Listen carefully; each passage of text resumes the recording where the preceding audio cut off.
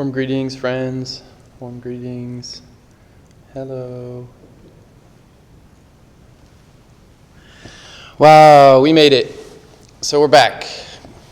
I celebrate that. I'm glad you're joining us. I'm glad everyone here is here. Thank you all. As we usually do, according to the lineage instructions and our precious, kind teachers, Venerable Khenpo Rinpoches, we'll begin by first turning our minds towards the Dharma. So reactivate that just gratefulness and that fresh kind of connected awareness to all these amazing things we have going on for ourselves, all the conditions in our favor, including our body, families, friends, air, earth, teachings, the lineage. There's so many things we have to be thankful for in so many ways. So we really kind of reconnect and bring this to the front, like brightly kind of encourage this and just let this kind of fill your mind and your heart. So that's this joy and appreciation or renunciation, renouncing all the ways we kind of get stuck and shut down. So we just put that aside for a moment and kind of brighten. And then that immediately leads to wanting all beings to brighten and to feel relieved and relaxed and refreshed and free and happy and grateful to soar in their own nature. So this is bodhichitta, the heart mind of enlightenment. And we all have this as our natural condition. This loving, kind, compassionate, inclusive, flexible, wise, tuned in, sensitive, responsive nature we have. This bodhichitta, our Buddha nature, the true nature of ourselves and of all beings. So we all have this. So we want that nature to fully be what it is and kind of just embody and embrace its own natural potential and elegance and to manifest everything it could possibly be right now. So that's bodhicitta. And when bodhicitta manifests fully, it naturally leads into pure perception, not just a prison of samsaric existence and struggle and suffering and wandering, but actually a delightful, enchanted experience of what it's like when kindness prevails, when the Dharma prevails, when the 10 virtuous qualities prevail. Then this refinement, this bodhicitta kind of nature is allowed to fully course through our doors of perception and our communication, our environment, ourselves, our cells. And so this pure perception, devotion, the connectedness, the trust that this goodness is inside, and it's inside all of us, and it's the very open, flexible fabric of reality. So we kind of turn all of these things on, turn the mind towards the Dharma, brighten our bodhicitta, include all beings, and then see the goodness of everything in that opportunity that's already right here with us now. So we'll just flash that on now.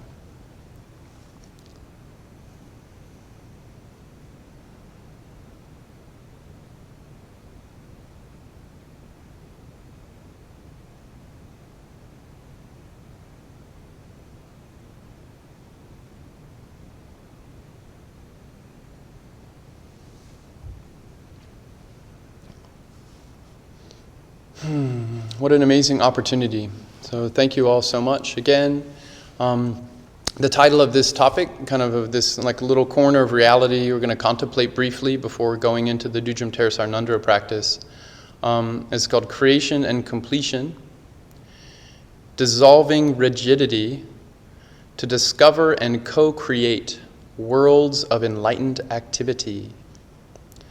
Creation and completion, dissolving rigidity to discover and co-create worlds of enlightened activity. So we're jumping right into the big, vast, profound Vajrayana view, which is what we're doing every time with our Ngondro practice. And so we're going to just kind of, in one way, step back and appreciate all these amazing qualities of our minds, of the lineage blessings, the teachings we've received, and really connect to these innate, extraordinary qualities we have to actually create and co-create and dissolve and release. And this is specifically a Vajrayana set of techniques, but I think it's really important to remember this isn't a Buddhist thing or a Vajrayana thing in particular. We're constantly imagining our life. So our eyes open, our ears open, our sense doors open, and they don't just meet some pre-given reality. they shape what is happening. So we have this entire vast arena of sensory perception that we can connect with and pay attention to, or omit and distort. And literally, it's how our minds and bodies work all the time.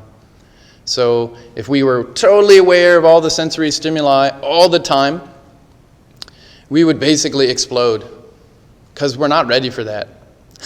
This human vehicle I have is not ready to highlight everything accurately. It can't. It can't now. I'm not ready for that. So I highlight certain features of what my experience is, and I imagine and fill in all kinds of gaps. So I like certain colors. I like certain shapes. I have a history of being scared of certain noises. I like when someone says my name, especially when it sounds nice. I don't like it so much when they say my name with kind of not so much nice sounding tone. This is just, I'm imagining. I'm totally picking and choosing the ways that this reality seems to just be there. I'm selecting for all of this. And largely, I don't know that I'm doing this. It's unconscious. All these habit patterns I have to prefer this and avoid that. Favor this, not favor that. This is habitual mind, duality mind. And it's just through and through. My body's used to doing it. My mind's used to doing it. And I've done it so much that it just seems given, what my experience is. This room. Who's in this room? What is happening here? How do I make sense of it? This is a very selective process. I am not tuned into all the patterns of interdependence happening now. In this little corner of the world, on planet Earth, amidst all these planets, this vast field of interdependence, this very selective tiny little slice that is highly distorted, according to my own sense doors. And yet it all coheres. It comes together as if it's given. This seamless, given, self-evident, this room is still here. My voice sounds similar. My train of memories lines up in some kind of a story.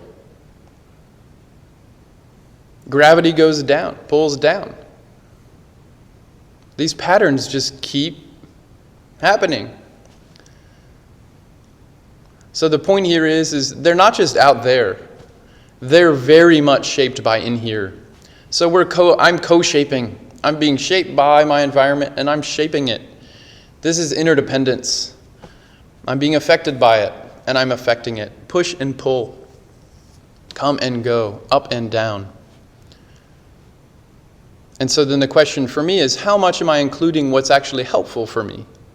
How much am I actually paying attention to the details that activate my joy and appreciation? To awaken my bodhichitta. To really see more of a vast spectrum of the more subtle interdependence in the vast arena of interdependence. How much am I doing that? And that's a big part of us as Dharma practitioners. How much am I doing that? That's a very personal question. And it's important we keep asking that. Because if we don't have a flexible sense of me, and a flexible sense of you, and a flexible sense of us in this world and the environment, if we really just think this is all just this way, there's no room to grow. There's no room to transform. There's no room to liberate. It's just stuck. It's very rigid. And this is largely a function of my own mind, habitual mind. I'm not really paying attention and tuning in sufficiently when I'm in this state. Same old, same old, same old. Me, me, me, me, me. I'm just little old me. You're just little old you. And then eventually something stops. And then we have suffering. This is a little slice. So the Buddha said there's such a bigger way to open these doors, the sense doors. And the first step towards this vast Vajrayana view is recognizing that I do this. I'm all the time shaping my reality and my experience of what I see, what I interpret, how I make sense of it, how I then engage it. This is an ongoing visualization practice that I'm doing every single second. So my mind can do it. Then it's a question of how well am I doing it? How much of the nature am I including? And then the additional step, once I take a little responsibility for, wow, I'm really changing, I'm really shaping, I'm really selectively choosing and rejecting so much stuff all the time. I'm doing this. My mind's doing this. Once I say, hey, if I'm doing this, then I can do this better. That's called responsibility. That includes more freedom. And the beautiful next step is, if I'm doing this, then if you're a sentient being, you are too. And the beauty of that is then I can tune into your way of doing that more accurately.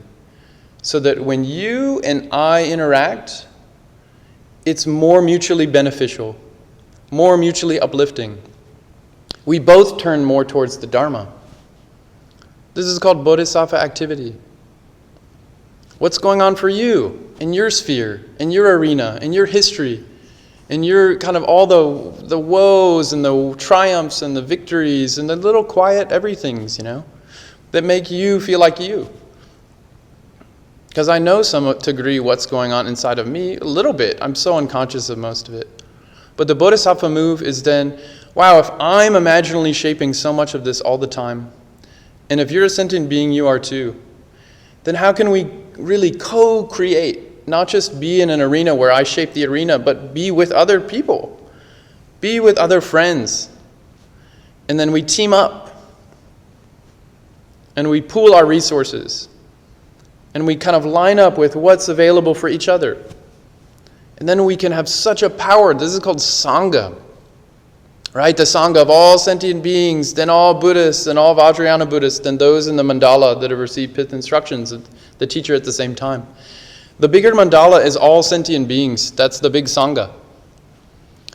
So what a bodhisattva is trying to do, when this bodhichitta activates, is we're trying to tune in to other beings. What's happening with you? What's your story? What are your beautiful things? Where do you need help and support? And just to be available, to accommodate, right? It's always taught, the Buddha always met the readiness, dispositions, and capabilities of sentient beings. Then the Buddha, just like a mirror, reflected what was appropriate and helpful in that context for those beings and their habits. And that was that meeting of that person's imaginal sphere landscape, their relevance realization, and the salient features, the way they populate their world. The Buddha said, okay, given this game you're playing, this is the most optimal way of holding that game, to make it omni-win. As many beings can win.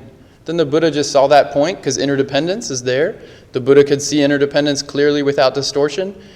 Bing, this is the point that's most optimal, with all the kind of moving parts. And then the Buddha released. It's just a dream, and then let the dream's own natural intelligence auto-correct itself, auto-enhance. Self-knowing can come out. So with the right support, this accommodating sensitivity, the Buddha would tune in, bing, hit just the right spot. That's called a pith instruction. And then the system itself, the mind, the body, the heart, the connectedness of that being would start to fill itself out more fully. Its own Buddha nature would start shining. So it had its own internal integrity and power to then let its creative natural vitality and energy fill in its world more fully. This is bodhicitta in action. This is the Buddhist path. This is a six paramita activity. This is more of like a cognitive science kind of talking about it. But this is kind of part one way of talking about this. It is very much lined up with Dharma, my small little understanding of Dharma. So then now we have this bodhicitta. I'm taking responsibility. I'm shaping these things. I want to shape it better, more fun, more inclusive, more flexible, more of the nature, more of relationality. So we meditate, see an object. I'm not the object. I see the object. Then we see two objects. Then we see 3, 4, 5. Then all of a sudden we're aware of interdependence. And then we get to have the power to choose which part we want to engage with. And the more we can do that, the more freedom we have, the more personal power we have. Then all of a sudden you're doing it too. Then we can start to co-create stuff together. This is starting to become a very self-aware mandala. And then we have all these lineage instructions and these living noble beings who that's that's all they do. That's their responsibility. We say, please help me, and they say, yes, I will. And they're way past me. They're way past most sentient beings. I mean, all sentient beings. But they're so advanced. They see so much of relative truth, and they see the nature of all of it. And all they're doing is trying to optimize here, there, everywhere, constantly according to what helps. What helps on the ground, in the context, that they didn't create the context. My mind created the context. They just hit the really little pivotal point, and then let my mind and my heart start to do its own natural intelligence can come out. They have that amazing kind of gentleness, shila, ethics, to tune into us, and then like really optimize the inside, the outside, and we start getting this own intelligence, kind of awakens more further, and then we start having a much more inclusive, expansive way of being, of making sense. We're less selective, less my way or the highway. More, what's going on? A little more curious, more open exploration, and definitely more self-empowered. And that's a beautiful thing. So then that kind of lays the ground for us to get into and talk about this Vajrayana techniques a little bit.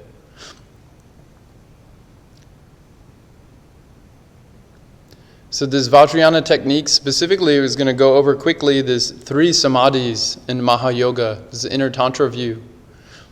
This Dudjom Tersar practice is an inner Tantra practice. Mahayoga, Anuyoga, Ati Yoga. And these commentaries we have from our precious teachers and His Holiness Dudjom Rinpoche, they're exquisite. Everything's there. And so here we're just really like, by even talking about them, referring to them, it's like a direct blessing. We open the channel to receive the blessing and the power, the support, to let ourselves think bigger, let ourselves feel more fully, and to not have it cram into the tiny little box of egoic me, but to have it course through a more open, free flow experience of self and other. Because let our bodhichitta open. Let our rigidity relax. Let this tight fist of grasping the ice ball of fixation, let it melt. And then the blessings can just pour through and do what they do. The interconnectivity of reality can just do what it does. It already knows what to do. We're just locking onto a piece of it, and then we kind of let itself rip us around, you know? We like tie this part of it, tie that part of it, tie that part, and then it keeps moving because it's interdependence, and then we kind of get stretched and like have samsara. So this practice, we are really trying to stretch in a very conscious, very sensitive, gentle, courageous, tuned in way. We're not trying to rip anything open. That's called when something gets ripped out. Isn't that like extractive? You just take the piece you want and leave everything else like a wasteland. We're good at that. That's not what Dharma is telling us we need to do. We need to stretch a little bit, think a little bigger, feel a little more fully, accommodate someone else a little more. Then we can gradually, organically kind of let this whole co-created reality we're sharing, the world and the contents, container and contained, we optimize it more. And then eventually it's just doing what it's doing already, so eventually we just stop interrupting it. We stop disrupting it and we go with the flow. And then we can just celebrate and enjoy. Then we can actually be real benefit here. For in this tiny little finite time we have as human beings with these bodies that get old and our minds that end up usually mainly get fuzzy and confused. And so we can use this little window while we have so much on our side to generate more kindness, more appreciation for others, and to really like creatively create these spaces, these mandalas, where just the Buddha nature just starts popping on. And everyone's relieved. Wow, finally I'm not this bad person and all the guilt and all the everything, bad me. We can just relax and be like, wow, it's good me. This is good you. We're awesome. Let's do all this awesome stuff together. This is getting into a Vajrayana view. This is assumed in Vajrayana view. And so we have to do the work to be able to get there too. That takes a lot of conscious, energetic work to really have that level of bravery, and then to stretch just the right amount, not too much, not too little, that Goldilocks amount. Just enough. So we have to show up, you get a little pressure. You have to show up, turn on, brighten, and then it's kind of, what's going to happen here? Then you have to lean in and pay attention. It's not so big all at once, so it's like, and it's not so boring. There's no stress, no pressure, so it's just same old habits, So it's not hell realm, too much pressure. It's not everything's easy, luxury, cruise liner, God realm. Land of opportunity, the human realm. Just enough suffering, but it's not excruciating all the time. And then we can actually show up and turn on. It's a big part of the fortunate human birth. Just the right amount of pressure. And we can actually intentionally try to do that in a more accelerated way, where we grow faster, open more. Let more of our Buddha nature kind of inform how we're, creating things. So that's foundation. And then there's three natures. It's always, I have two books here. The one is Venerable Khenpo Rinpoche's Essential Journey of Life and Death, Volume 1. Everything we're looking at here, all these instructions are in this book. If I was on a desert island, I would want more than one book, but this would definitely be in the backpack. If I had a Kindle, and some infinite way to plug in to the island to have infinite power, I'd probably fly away from the island. But if I couldn't, this would be one of the books, Essential Journey in Life and Death, Volume 1. And then secondly, this is a commentary on Karma Chagme, Raga Ase, the union of Mahamudra and Dzogchen. Venerable Khenpo Sewan Dongyen Rinpoche gave a month-long of teachings on this text, 2011 at PSL. And this is really pithy instructions on a lot of things, but one of them is the union of creation and completion stages, this Vajrayana practice. How to really bravely create enlightened worlds of enlightened activity. How to actually relax and see that's already really happening here right now. And if I just open the way I'm landscaping and terraforming everything, I'll start to see all this stuff I didn't see before. Just like all of a sudden you get a higher caliber kind of microscope or telescope. Nothing new popped in. All of a sudden I could see things a little more clearly. But then always I'm on the other side of the telescope, so I'm selectively seeing pieces of it. So I really am co-creating. It's not just some given place out there. It's much more interactive than that. So this true nature, is here. We'll go into the three Samadhis. Both kind of Rinpoches, they've mentioned this so many times. This is the bedrock of Vajrayana visualization and perfection practices, creation and completion. So there's two ways to do creation and completion.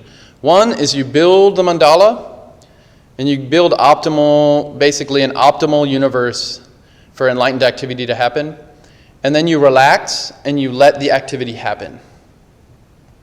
That's called a gradual. So you have a seed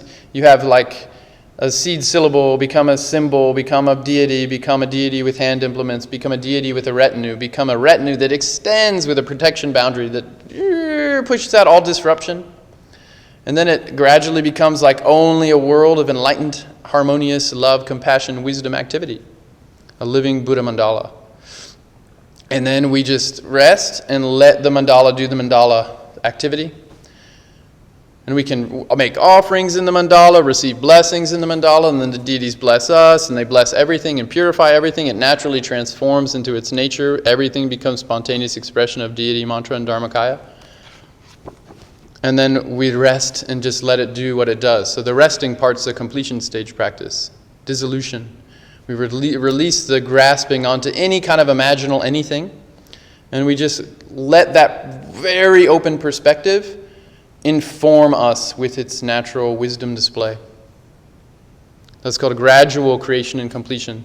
In this book, this is quintessence of union of Mahamudra and Dzogchen. This is with commentary by Khenpo Kartar Rinpoche, the former abbot of KTD, Karma Triyana Dharma Chakra. So this book by Raga Ase, I'll just read from the end in the root verse. This is Song 5. This is talking about the essence of the creation and completion stages. which is the topic. So here we are in the Vajrayana, version of this topic.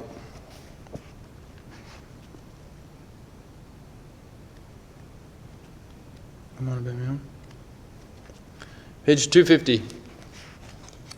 Song 5. The root meaning. The path of generation and completion's union. This has what has to be known and what has to be meditated.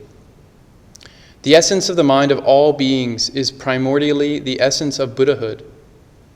Its empty essence is the birthless Dharmakaya. Its clear, distinct appearances are the Sambhogakaya. Its unceasing compassion is the variegated Nirmanakaya. The inseparable union of those three is the Svabhavika-kaya. Its eternal changelessness is the Mahasukha-kaya. So this is Raga Ase. This primordial innate presence in yourself was not created by the compassion of the Buddhas, by the blessings of the Gurus, or by the profound special essentials of the Dharma. Wisdom has primordially been present in this way. All the sutras and tantras are in accord on this. Then why are we wandering in samsara? We do this because of the delusion of not knowing ourselves. For example, we are like a man who has gold hearthstones but does not know they are gold and suffers from starvation. But given the direct recognition of this is the great kindness of the Guru. You may recognize the gold, but that will not dispel the hunger. You must sell it and prepare food by frying, cooking, or roasting it. And then eating it will end the hunger. In the same way, after the Guru gives you the direct recognition, through practice, your mistake will be eliminated and you will be liberated. The Mahayana Sutras and the Mantrayana Tantras are all in agreement that your own mind in that way is Buddhahood. However, the sutras do not provide the direct recognition that your body is Buddhahood, and therefore it is a long path, achieving Buddhahood after 3 incalculable eons. The highest tantras have the methods for attaining Buddhahood within one lifetime. They are profound because of the direct recognition of your own body as the deities. Therefore, the highest tantras teach in complete detail that your own body is the mandala of the deity, such as Samvara, Guhya Samaja, the 8 Harukas, and so on. In brief, the Sarma and Nyingma are in accord that the 5 skandhas are the 5 Buddhas, the 5 elements are the 5 consorts, the 8 consciousnesses are the 8 bodhisattvas, and the 8 sensory objects are the 8 female bodhisattvas. And this song continues to elaborate some of the detail of what we kind of tune into when all of a sudden we relax and let our nature do what it does.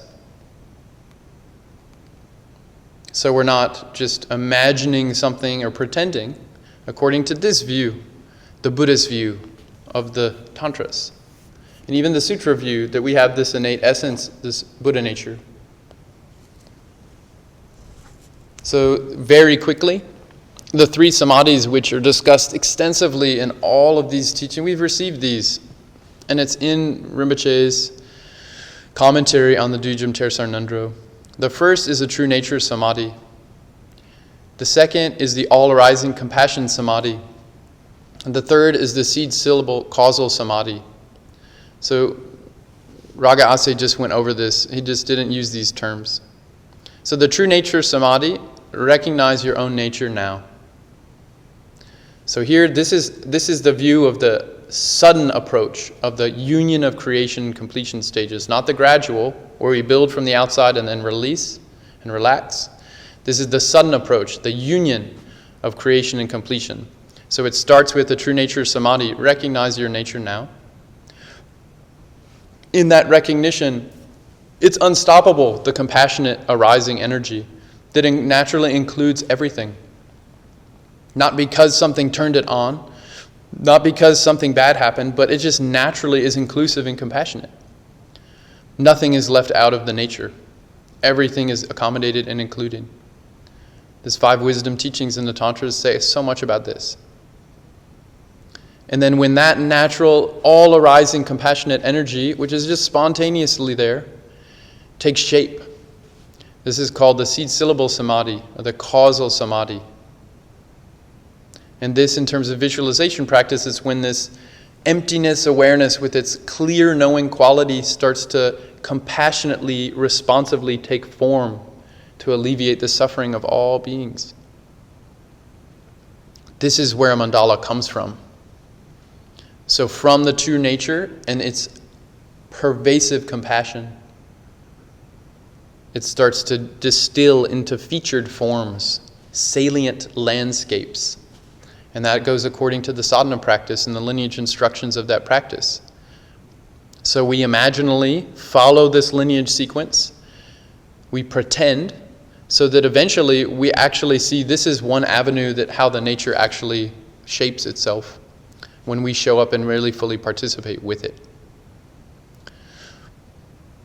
So we go from the true nature, its unstoppable, pervasive, compassionate energy that starts to distill into a seed syllable that becomes a ritual object, usually on a lotus with some kind of seed, that then becomes more form as an entity, a deity, with features and the features. And then there's other deities, enlightened beings around them as a retinue. And on the mandala populates a universe of enlightened activity. And we have the bigness, the giant kind of gigantic view, tawa, that this is possible. The nature is possibly like this courageous view. And we just let ourselves tune into it. This is a big feature of being a Vajrayana practitioner. We have that level of bravery. We're really trying to encourage that in ourselves. This could be true. And in our sadhana practice time, we let ourselves be in that view. And we don't disrupt it with what's going on and what are the features. And that's the post-meditation study contemplation time, which definitely is vitally important and is skipped way too often. Then there's the meditation time where we just let ourselves be in the imaginal space, the visualization, the creation stage that's arising from the true nature. And we use our natural capacities, our body, our speech, our mind, as Tantra practitioners, not just enlightened wakefulness or wisdom, because that was shown in Zen. Zen mind, beginner's mind. Formless, wakeful attention, wisdom mind. But this also includes wisdom speech and wisdom body. The world and its inhabitants, the semi-form and the form. This is pure body, pure speech, pure mind. So this is a Tantra view. So this is a very quick kind of jumping into the three samadhis, which are the root, it's the bedrock assumption of all of the Tibetan Buddhist visualization practice, including the Dudjom, Tersar, Ngondro. And how amazing. We start our whole sequence of practice with such a profound kind of a method. How amazing. We've been we're so blessed. These wisdom beings have so generously offered this to us now. But we still have to line up with we have to make sense of it to some degree, know some essential points, apply them over time in a dedicated way, let them change us, let them inform and kind of open our natural capacities, and just be with them and let the nature do what it does. Let the blessings do what they do. So that's the three natures, very succinctly, embarrassingly succinctly. It's very quick. There's so many teachings on this, and we should really study them. And I need to study them a whole lot more. Then we really, more importantly, need to apply them, practice them, and let them change us. We have the instructions, we know what the map is, and then we start actually using our own mind and heart to be in that terrain, to take that inner journey and populate it with that world space. According to the instructions, the sadhana is just saying, now it's like this, now it's like this, now you see this, now you move this way, now this happens, and then it arises and it moves. It's literally, it's like we're watching a movie, but the movie's our own mind and heart, and we're letting it unfold according to the lineage structure, and then it just takes us there, like a conveyor belt. That's what a yana is, a vehicle. Just takes us along, and then it says, hi, you're here. And then we're finally. And then we can relax, put all this endless drama behind us, and then actually be available to help beings, not just hurt them and hurt ourselves and all the kind of crazy things we do. These are the 3 samadhis. Then there's 3 qualities that Khenpo Rinpoche, and he went over extensively in this book, Essential Journey of Life and Death, Volume 1. Indestructible nature of body, speech, and mind. This is just so many precious teachings. I mean, really, this is so precious. The 3 qualities are clarity, purity, and stability. And these are related to the 3 samadhis too. There's so much we can say about this stuff. The true nature of samadhi, to go back, true nature of samadhi purifies the dying, purifies the form realm. The true nature of samadhi is so open, doesn't hold on to anything. So when we're dissolving, then it purifies the tendency to want to hold on to something. In formless realms, there's no thing to hold on to. It purifies the habit to get rigid, lock in. All arising compassion samadhi, they say, purifies all the form realms. With very subtle level form. Not here, we're to the desire realm. The form realm, it purifies the after-death bardo. When the true nature, just in all of its glory, just booms out with sounds and lights and shapes. In this natural mandala of our body that's been locked in this human fleshy vessel, the body stops, boom, the nature shines out as peaceful, wrathful deities. And this all-arising samadhi, all-arising compassion samadhi, purifies our sense of seeing who these Buddhas are actually showing up. Our nature is showing up as our best friend. But we see it as an adversary, as an enemy, as a stranger, and we run away. Purifies the habit to run away from how amazing we are. This booming vital energy we have. Well, I just want this version of meditation. I just want to look at this part of reality, not the whole thing. This one little piece. It purifies the habit. So not only does it purify the habit to just start to lock, but to lock into one thing. So the all-arising compassion samadhi purifies the habit of the semi-form, the form realms in speech, the semi-form, the energy, the wind. And then they say thirdly, then that final third samadhi, the seed syllable samadhi, purifies becoming and birth. Right? So just like the seed syllable samadhi arises out of emptiness and clarity, their union, it arises purely. So it's pure birth, pure manifestation, pure expression. And then we get to train in how is this life like a pure expression of the mandala as a deity with a retinue, all these deities, everyone's a deity. Doing enlightened activities for the benefit of all beings. It purifies our habit for birth in a samsaric way. The habit to just lock in so tight to just me, my body, my history, my all that. It purifies that tight grasping. And it opens it. And it purifies, they say, the desire realm, which is this sentient realm that humans are a part of here. And it purifies body, these negative habits of body. So we purify our mind, our speech, our body with these 3 samadhis. So then what's left is the wisdom mandala of the enlightened speech, enlightened mind, enlightened body of all the Buddhas. That's the only thing that could be left once all the rigidity is dissolved. The world becomes enlightened activity. It's because we see that was happening, and then we gain the power to co-creatively play with it and actually serve the lineage. Become a node of activating people, activating beings, so they're fully supported, exactly how they need to be supported, and their Buddha nature just shines on, because all the tensions start to, gradually melt away. It takes time. We all know. If we're still here, listening to this rant, and if we're still here practicing, we keep showing up, Vajrayana practitioners, then we know this takes time, and we have to stay dedicated and committed. Flexibly, little stretch, and we gain our capacity.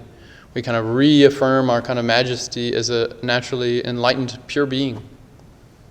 We're trying to really kind of let ourselves confidently, bravely believe that. And so then this really goes, and very quickly, into these 3 points for all union of creation and completion practices: clarity, stability, purity. Clarity is like all the qualities of the deities. Everything's bright and it has a profound meaning. So we're trying to bring the detailed brightness and like really connect to the meaning of the visualization. Let those deeper meanings like saturate and populate our experience. They become the mandala. That's like the quality, like the features. And then the second is the purity. It's actually free of any fixation. We just let the mandala do what it does without holding it, grasping it, reifying it, locking it, freezing it. And I know that's like a fear-inspiring thing to let go, but we let go and then the nature's more empowered to do what it does. It's less funneled through me. It's more just allowed to interdependently arise for the benefit of beings, which that's what it'll naturally do if we stop trying to like attaching our strings to everything. And then stability is that confidence, the Vajra pride, the utter conviction, the certainty, the bravery, the fearlessness to just, this is it. This is a pure mandala, a pure body, pure speech, pure mind. And in this session, I'm going to show up and just not have any doubt. Be here, be with Guru Rinpoche, be with the Harukas, be with the Buddhas and the Bodhisattvas and the Arhats and all the Dharma and all the lineage masters, all in their field of blessing energy. And that's all that's here. And just be with it and just surrender to it. And it's only going to be loving and compassionate and wise. And we have this total field where then we can totally be kind of really transformed by the lineage blessings. So we can let go and like be reshaped and reactivate all these goodness qualities of ourselves instead of reactivate all the kind of like scared, fearful qualities of ourselves. Can really kind of finally be at home with ourselves and with each other. And then this courageous view, then all it does is do outreaching bodhisattva activities. And what does that mean? It's always turning towards the Dharma, the nature. It always has this renunciation, bodhicitta, and pure perception or devotion. All three are always combined in these practices. So this is a kind of very quick whirlwind kind of tour. Clarity, purity, stability. Clear visualization. Really connect to the meaning and without rigidity and fixation. And then really, they say the Vajra pride can also be talked about as feeling the presence of the Buddha, of the Buddhas, of the living mandala. Not just my pretend visualization, but actually letting the jnana-sattvas, the wisdom beings, inhabit and become utterly mingled and merged. That literally everything I see and hear and think is Buddha activity. And then we rest with that and we let it happen and do its own natural thing, and it starts to get all these more robust salient features, and the details get sharper and the devotion gets stronger. The heartache for all the beings that don't see how awesome they are just gets so tender. And we have the courage, really that unstoppable compassion. I will take responsibility to free all these beings. Free them from what? From not seeing how awesome they are. That's it. How to do that? Meet them where they are, whatever's available, to just have their own mandala auto-enhance, not a forceful conversion. Just line up with them, support, and then they can relax. Oh, I don't have to fight. This person's on my side. Finally, a friend. They relax, and then the qualities start coming out. And then they just again and again. And then they get to inhabit their own bravery in their own unique way. And they get to create their mandala. And then I create my mandala, you create your mandala, we create our mandalas. Now we're talking about really for real Vajrayana view. They said this is already how the nature is. And we need these sadhana practices that just, there's these supports, they'll set it up. It's like in T-ball or something. Like set it all up, make it almost impossible to hit. And then you just boom, you know. But we're like it's like these mega baseball stars playing T-ball. Like if you don't hit a home run every time, something's up. So we have to keep checking in. We have these innate capacities. But little by little, it's a tender thing. Just the Goldilocks right amount of stretching. Not too hot, not too cold, not too tight, not too loose. This is all really straight up Dharma. I'm not just trying to like make some things up. So, but our time's always limited in these things. And then we have to get to the practice time where we're really in this. And hopefully like we let ourselves be in this anyway. and don't have to wait till just sitting down on a cushion to actually check in with our true nature. That's why these 3 samadhis are always available. Be with the nature. It's naturally compassionate. And let your own sense doors like fill it in with these beautiful colors and shapes and sounds, and just like relax and just like playfully engage, and do that for a minute. And then you can go back to, making widgets for the benefit of all beings, or whatever the artistic offering is, because widgets make this world go round. Thank you, friends. Thank you. Thank you. Thank you.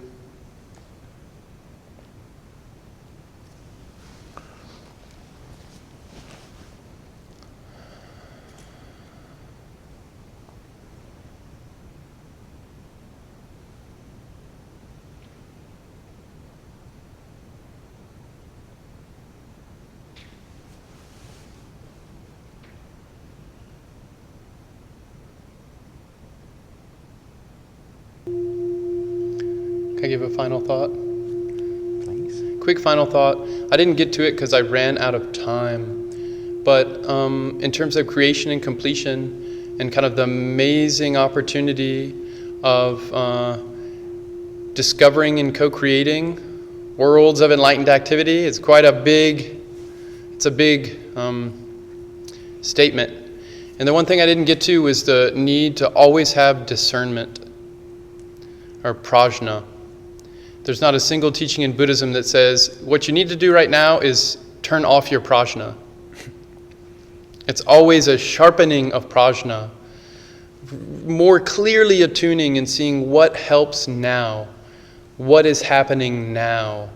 Causally speaking, like what are the causes and conditions happening now, so I can most optimally be shaped by and work with situations, with life, with my experience. And the one thing I'm always going to come in contact with is my own mind. And so I need to always keep turning towards wisdom. And that wisdom would expand. As it expands, it wants to include more of the nature of reality, relative reality, and absolute reality. And so it's naturally going to also have to soften and become more compassionate and inclusive. So it's going to get more fierce and brave to accommodate more of the nature. It's going to more compassionately include, accommodate, and uplift. But we need to do it as we're ready, according to what is helpful for my mind now. So we need a lineage to offer a next step guidance, and next step guidance to give a map. And we need the Sangha support to keep us in check. We need direct feedback from teachers, from those way ahead of us, so we can kind of avoid certain kind of ways of shutting down, of like taking on someone else's arena when I'm not ready to take on that arena. Or maybe there's something someone else is doing, or a situation I don't want to be shaped by that. I'm not ready for it. I don't want to. It's not healthy. We need this discernment. So always prajna should go on. Bodhichitta and compassion should go on. Because I'm always going to be experiencing my own mind. And as my imaginal capacities increase, also the personal power increases. Vajrayana talks about that as skillful activity. So we have a teacher, have a lineage, have a guidance. That basically they're going to kind of introduce some new things that make us show up a little more fully. But it's always me who's the one who has to show up. And that's always according to what I'm ready for. And I need to use that wisdom, discriminating or discerning wisdom, to actually play within a wider arena of Dharmadhatu, to recognize, not play favorites within the things in the Dharmadhatu, because they're all the same nature of reflections, but to not mix and match the reflections and the causation, because that's what mirror-like wisdom is doing. So all these 5 wisdoms, in terms of creation and completion practices, we need to be clear that we have to include all of them. All of them are included in prajna.